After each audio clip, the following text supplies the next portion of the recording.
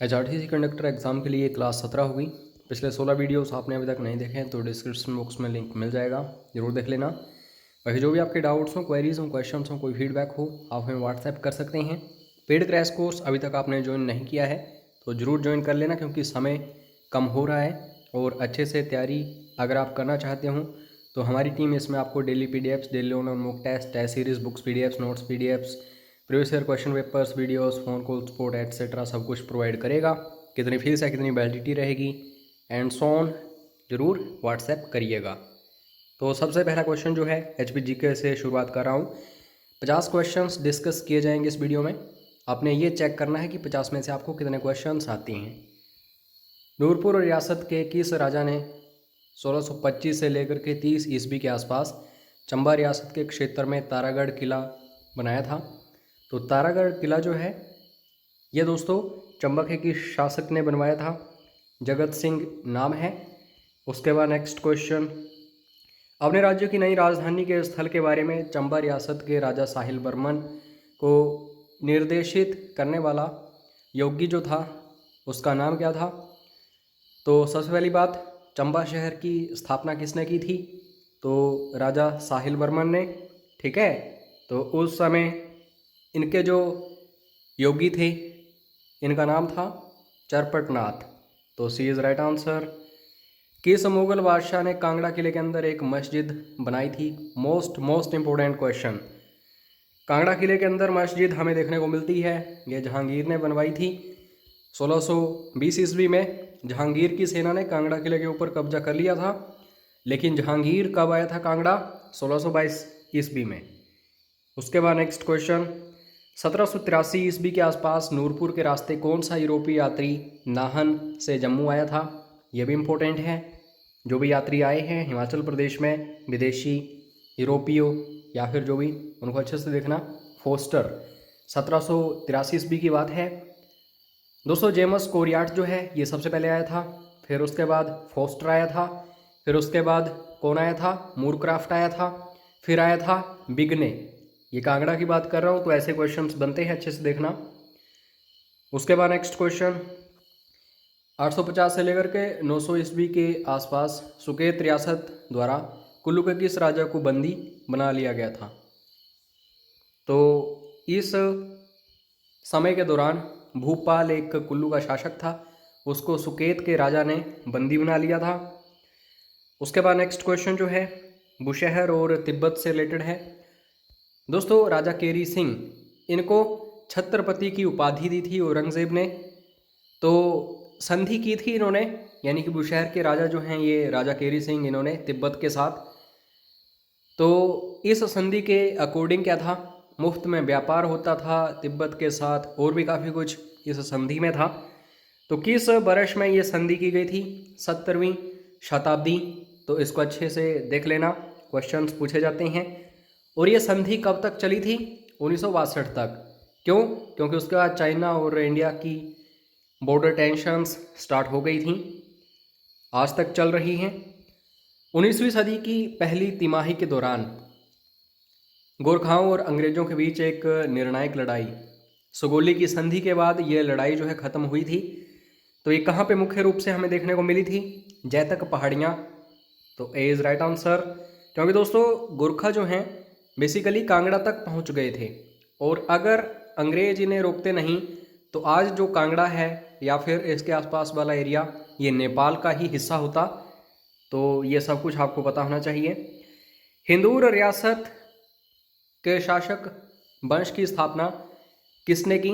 हिंदूर रियासत की स्थापना, ये भी इम्पोर्टेंट क्वेश्चन है। कुल मिला के आज जितने भी HPGK के क्वेश्चंस डिस्कस किए जा रहे हैं सारे के सारे इंपॉर्टेंट हैं। हम ये नहीं बोलेंगे कि ये इंपॉर्टेंट नहीं है एग्जाम के नज़रिए से। तो अजीत चंद ने कहलूर नहीं हिंदूर की बात करूं तो दोस्तों इस समय ये नालागढ़ जो है सोलन जिले का वो हिंदूर ही है, हंडूर भी इसे कहा जाता है कभी कभी। किस शहर के पास बाबा बालकू संग्रहालय है? एक म्यूजियम है जिसका नाम है बाबा बालकू। तो ये हमें कहाँ पे, किस जिले में देखने को मिलता है या किस शहर के आसपास? शिमला। रामाजोगी उपन्यास के लेखक कौन से हिमाचली हैं? हिमाचलियों के जो भी लेखक हैं, जो भी उन्होंने रचनाएं लिखी हैं उनको अच्छे से देख लेना। क्वेश्चंस यहाँ से बनते हैं। रमा जोगी उपन्यास जो है ये लिखा गया था दोस्तों किसके द्वारा? इनका नाम है हरि राम जस्टा। ठीक है। उसके बाद जीके के 20 क्वेश्चंस होंगे, इनको बड़े ध्यान से देखना। 10 क्वेश्चंस हम जीके के डिस्कस करते हैं एचपी के, 20 history geography polity economy science वगैरह वगैरह, 10 क्वेश्चंस हिंदी, 10 इंग्लिश। यही पैटर्न लगभग आपके इस एग्ज़ाम में रहने वाला है। 170 क्वेश्चंस होंगे। और जिनको पता नहीं है 18 अक्टूबर को आपका एग्ज़ाम है, अच्छे से तैयारी करो। 120 क्वेश्चंस के आसपास एचपीजी के और जीके के आएंगे, बाकी 50 क्वेश्चंस जो होंगे हिंदी इंग्लिश।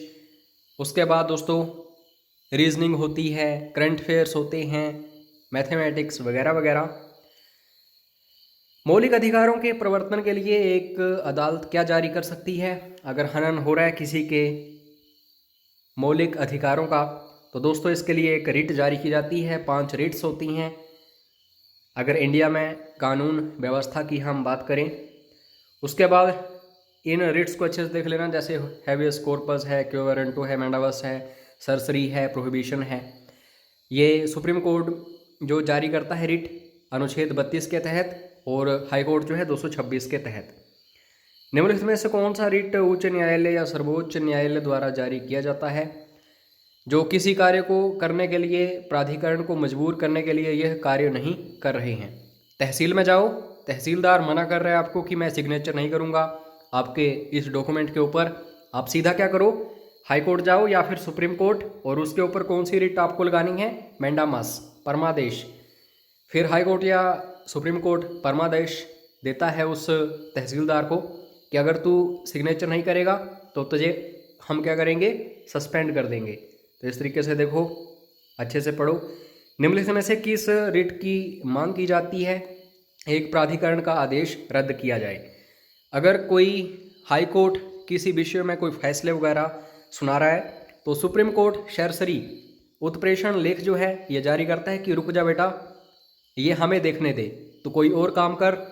तो इस हिसाब से देखो, भारत के संविधान की प्रस्तावना में निम्नलिखित में से किसका उल्लेख नहीं है?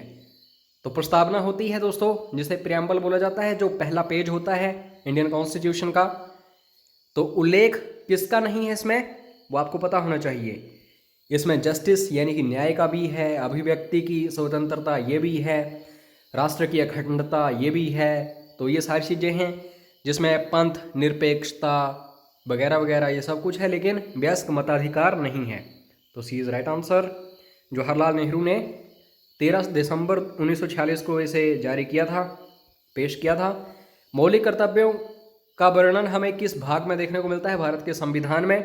तो ये दोस्तों कौन सा भाग है? तीसरा। ठीक है। फंडामेंटल ड्यूटीज जो हैं, मौलिक कर्तव्य, ये 4A में है। ठीक है। 51A आर्टिकल है, और मौलिक अधिकार जो हैं वो दोस्तों तीसरे भाग में है। तो इन दोनों में ही पजल होते हैं सबसे ज़्यादा स्टूडेंट्स, इसको अच्छे से देख लेना। 42वां संविधान संशोधन 1976, संसद के चुनावों के मतदान का अधिकार किसके तहत आता है? राइट टू वोट, आप वोट करते हो, वो कौन सा अधिकार है दोस्तों? उसको बोला जाता है लीगल यानी कि कानूनी अधिकार। तो सी इज राइट आंसर। ये क्वेश्चन हमीरपुर बोर्ड काफ़ी बार पूछता है। किस शहर को दक्षिण भारत के मैनचेस्टर के रूप में जाना जाता है? मैनचेस्टर बहुत ही खूबसूरत शहर है। तो कोयम्बटूर जो है इसको बोला जाता है दक्षिण भारत का Manchester, Manchester of south India. Bharat और श्रीलंका को विभाजित करने वाले जल संधि का नाम बताइए। Most important question of geography. तो भारत और श्रीलंका को जो विभाजित करता है स्ट्रेट, उसे दोस्तों पाक स्ट्रेट बोला जाता है। So we is right answer according this question. Bharat का भाखड़ा नांगल बांध किस नदी पर बनाया गया है? HPGK का भी क्वेश्चन है और ओवरऑल भी क्वेश्चन है। तो ये दोस्तों सतलुज नदी के ऊपर बना है। सी इज राइट आंसर। भाखड़ा जो है ये हिमाचल में, नांगल पंजाब में। गोविंद सागर झील जो है ये बहुत ही ज़्यादा फेमस है, आपको पता होना चाहिए। हिमाचल प्रदेश की सबसे बड़ी कृत्रिम झील है, मैनमेड।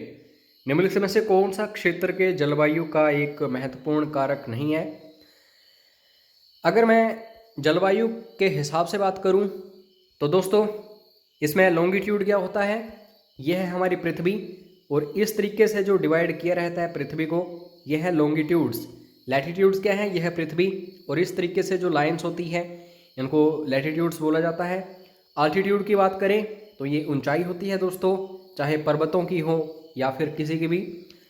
समुद्र से दूरी जो है दोस्तों, ये तो आपको पता ही होगा। तो इसमें ए ऑप्शन जो है लॉन्गिट्यूड, इसका जलवायु के हिसाब से कोई भी फर्क नहीं पड़ता। सपोज करो इस तरीके से आप देख रहे हो तो मौसम सेम ही रहता है, चाहे किसी भी एरिया की आप बात करो, लेकिन लैटिट्यूड्स में चेंज होता है। जैसे मकर रेखा होती है या फिर कर्क रेखा, उसमें तापमान जो है या फिर जलवायु अलग होती है। ऊंचाई जैसे ही जाते जाएंगे आप, उसमें ठंड शुरू हो जाएगी। समुद्र अगर नज़दीक होगा तो अलग हिसाब होगा, दूर होगा तो अलग होगा। तो ए इज़ राइट आंसर। निम्नलिखित में से कौन सी नदी बंगाल की खाड़ी में नहीं मिलती है? बंगाल की खाड़ी में काफ़ी सारी नदियाँ ऐसे इस तरीके से मिलती हैं, एक जगह पे जाके आगे फिर वो डेल्टा यानी कि सुंदरवन डेल्टा जो है उसका निर्माण करती हैं। और 2-3 नदियाँ हैं वो खंबात की खाड़ी वगैरह यानी कि अरब सागर में जाके गिरती हैं, जैसे ताप्ती। तो ए इज़ राइट आंसर, इसको याद रखना अच्छे से। निम्नलिखित में से कौन सी जल विद्युत परियोजना तमिलनाडु से संबंधित नहीं है? तो 3 आपको तमिलनाडु से संबंधित देखने को मिलती हैं, एक नहीं।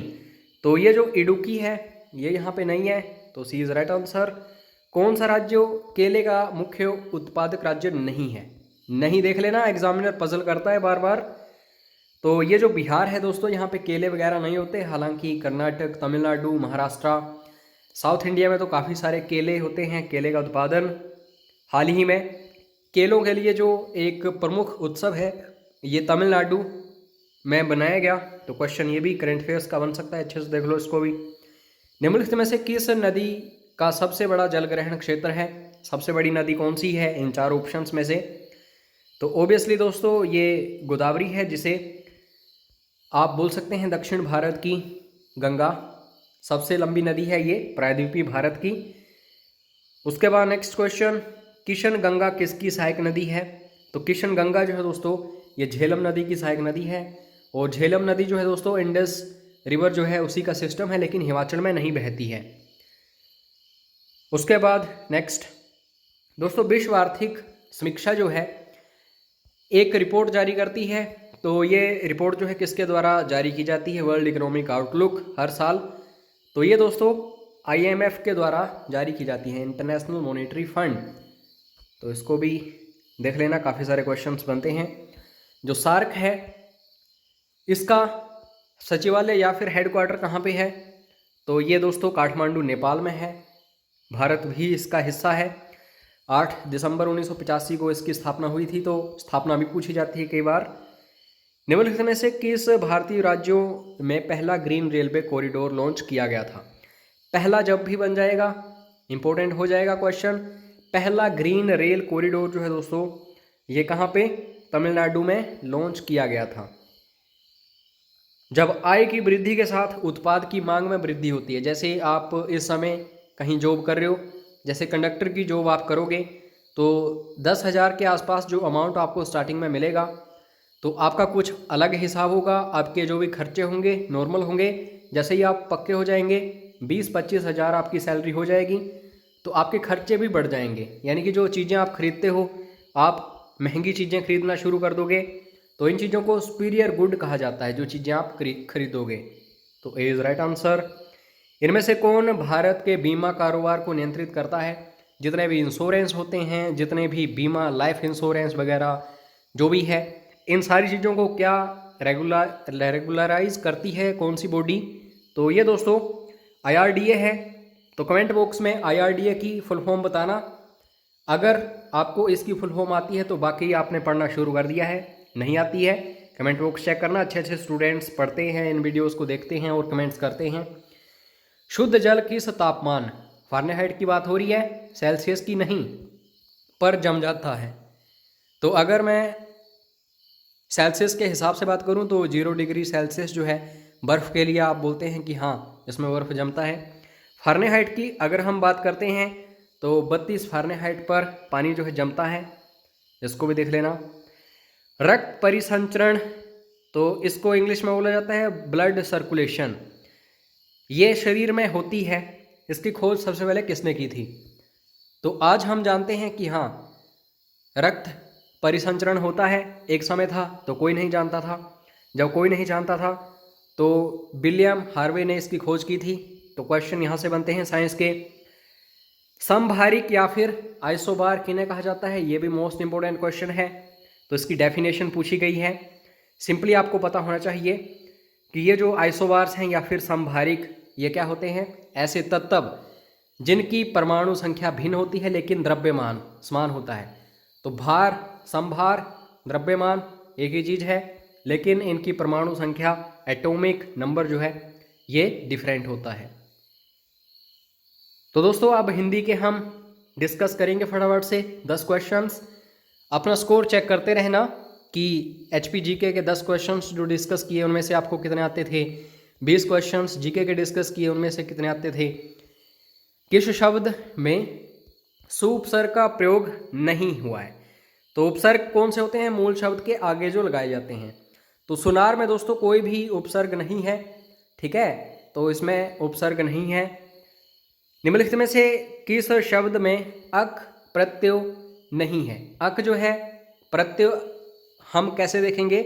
मूल शब्द के साथ अंतिम में अक जहाँ पे लगा है। तैराक जो है इसमें भी कोई प्रत्यय नहीं है, तो इसको देख लो। इनमें से किस शब्द में बे उपसर्ग नहीं है? तो ये भी टफ क्वेश्चन है। बेचैन में कोई भी उपसर्ग नहीं है। बाकियों को भी देखते रहना, जैसे यहाँ पे बेचारा है, बेईमान है, बेवकूफ़ है, इनमें बे उपसर्ग है। तो ऐसे क्वेश्चंस बनते हैं।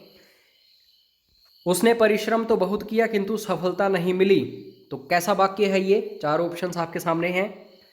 तो संयुक्त वाक्य है। संयुक्त वाक्यों में किंतु, परंतु ये चीज़ें होती हैं, तो ये डिफरेंस आपको पता होना चाहिए। यदि सही दिशा में परिश्रम करोगे तो अवश्य सफल हो जाओगे, ये कैसा है? ये भी मिश्रित वाक्य आपको पता होना चाहिए। उसके बाद नेक्स्ट है ईश्वर तुम्हें सफलता दे, तो ये कैसा वाक्य है? इसमें दोस्तों हम इच्छा कर रहे हैं किसी चीज़ की, तो इच्छावाचक वाक्य हो गया ये। उसके बाद उससे अब अकेले नहीं रहा जाता, तो ये कैसा वाक्य है? जब भी जाता, आता, नहीं खाया जाता, नहीं रहा जाता, नहीं सोया जाता, तो ये भाववाच्य होते हैं। वर्षा हो रही है, कैसा है ये वाक्य? तो ये विधानवाचक वाक्य है, बिल्कुल सिंपल, असर्टिव इंग्लिश में बोला जाता है। दोस्तों कटक बनाना, ये मुहावरा है, इसका अर्थ क्या होता है? मोस्ट इंपॉर्टेंट है। तो कटक बनाना का मतलब होता है बाधक होना, किसी चीज़ में बंध जाना। उसके बाद कलेजा चीरकर दिखाना, इस मुहावरे का अर्थ क्या है? तो कलेजा चीरकर दिखाना मतलब किसी चीज़ के ऊपर पूरा विश्वास होना कि हाँ मैं सही हूँ, या फिर किसी भी चीज़ के ऊपर पूरा हमें वहाँ पे विश्वास हो, कोई कपट ना हो हमारे दिल में, तब हम अपना कलेजा चीर कर दिखाते हैं। अब इंग्लिश के क्वेश्चंस हैं, तो सबसे पहले तो फिल इन द ब्लैंक्स आपको करना है। यहाँ पे Ramesh dash into his own trap, यानी कि रमेश जो है अपने ही जाल में फंस गया, तो इसको हम बोलेंगे फेल, गया। गया मतलब past tense, second form of verb, तो फेल। उसके बाद नेक्स्ट है दोस्तों, हमें यहाँ पे फिल इन द ब्लैंक करना है again. India is the second most populous country dash the 7th largest country by area in the world. तो 2 वाक्य जो हैं उन्हें जोड़ना है हमें। इसमें बोला जा रहा है कि भारत जो है सबसे ज़्यादा इसमें जनसंख्या है, और इसमें जो क्षेत्रफल है 7वें स्थान पर है पूरी दुनिया में। तो यहाँ पे हम क्या जोड़ेंगे? और जो है इसे एंड बोलते हैं इंग्लिश में, तो ऐसे जोड़ो। अब यहाँ पे हमें सिनोनिम फाइंड आउट करना है ल्यूक्रेटिव का, तो बिल्कुल सही आंसर जो है बर्थ वाइल। उसके बाद नेक्स्ट क्वेश्चन, यहाँ पे दोस्तों एक्वेट का हमें क्या करना है? सिनोनिम फाइंड आउट करना है अगेन, एक्वेट। एक्चुएट का मतलब होता है कहीं पे हलचल करना, तो मूव बिल्कुल सही है। अब हमें ऑपोजिट मीनिंग फाइंड आउट करना है जुबिलेंट का। जुबिलेंट का विपरीतार्थक शब्द क्या है? सोरोफुल है। जुबिलेंट का मतलब होता है बिल्कुल खुश, ठीक है।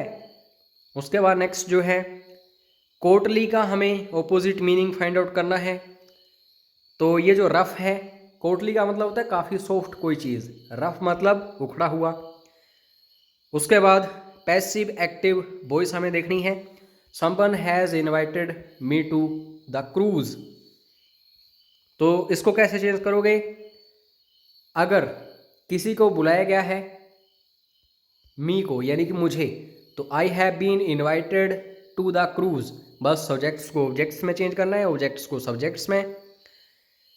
उसके बाद नेक्स्ट है दोस्तों Rohan said I am going. इसको चेंज करना है डायरेक्ट इनडायरेक्ट स्पीच।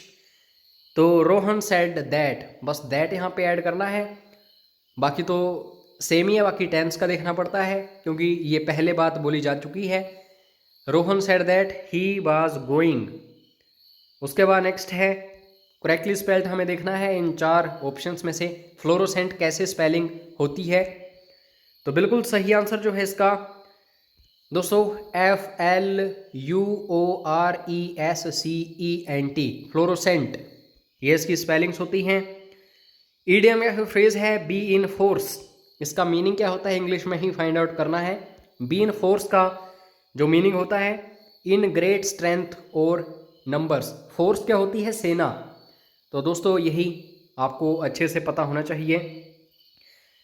तो अब आपको पेड क्रैश कोर्स की जानकारी चाहिए हो तो आप हमें व्हाट्सएप कर सकते हैं, और इस वीडियो की फ्री PDF फाइल आपको मिल जाएगी। और भी स्टडी मटेरियल लेना हो फ्री में तो मैसेज कर देना। चैनल को सब्सक्राइब करने के लिए, वीडियो को लाइक करने के लिए धन्यवाद। जय हिंद, जय हिमाचल।